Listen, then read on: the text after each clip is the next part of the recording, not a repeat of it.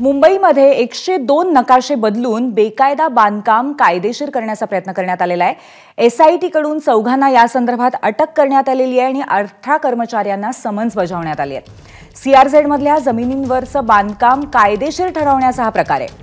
मुंबई हायकोर्टाच्या आदेशानंतर स्थापन झाली आहे SIT आणि अटक केलेल्या 4 पैकी 2 अधिकारी हे निवृत्त असल्याचं कळलंय।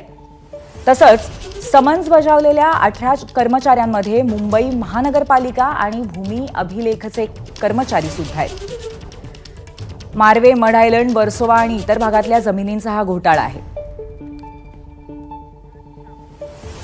या संदर्भात आपले प्रतिनिधी सूरज सावंत यांच्याकडून अधिक माहिती घेऊया। सूरज, नक्की कशा पद्धतीचा हा घोटाळा आहे आणि त्याचबरोबर कुठले नवीन खुलासे झाले त्या संदर्भात?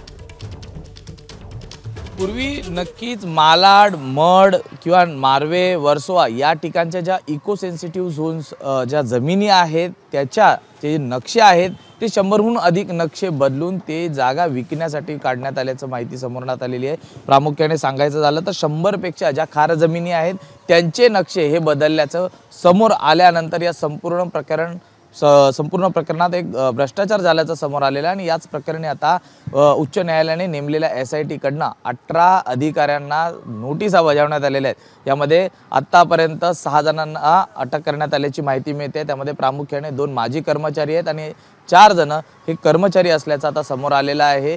यांनी मोठ्या प्रमाणात हे नक्षे बदलून वारंवार ते बदलून त्याच्यामध्ये भ्रष्टाचार केल्याचा आणि त्या जागा विकल्याचं देखील समोर आलेलं आहे। यामध्ये 2021 मध्ये प्रामुख्याने गुन्हा नोंदवण्यात आला होता आणि याच प्रकारे जेव्हा उच्च न्यायालयात गेलं त्यावेळी त्यांनी या संपूर्ण प्रकरणात मोठ्या प्रमाणात भ्रष्टाचार झाल्याचा निकष सांगत त्या ठिकाणी SIT नेमली होती आणि SITच्या चौकशीत आता अनेक खुलासे समोर येत आहेत। 100हून अधिक जागा आहेत त्याचे नक्षे बदलण्यात आले आणि त्याची विक्री करण्यात आल्याचं देखील समोर आलेलं आहे। त्यामुळे या संपूर्ण प्रकरणात अनेक जणांची नावं ही समोर येऊ शकतात। या अनुषंगाने आता चौकशी सुरू आहे।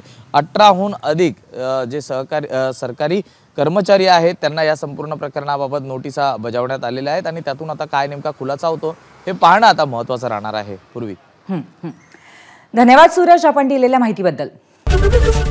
ABP माझा, उघडा डोळे बघा नीट।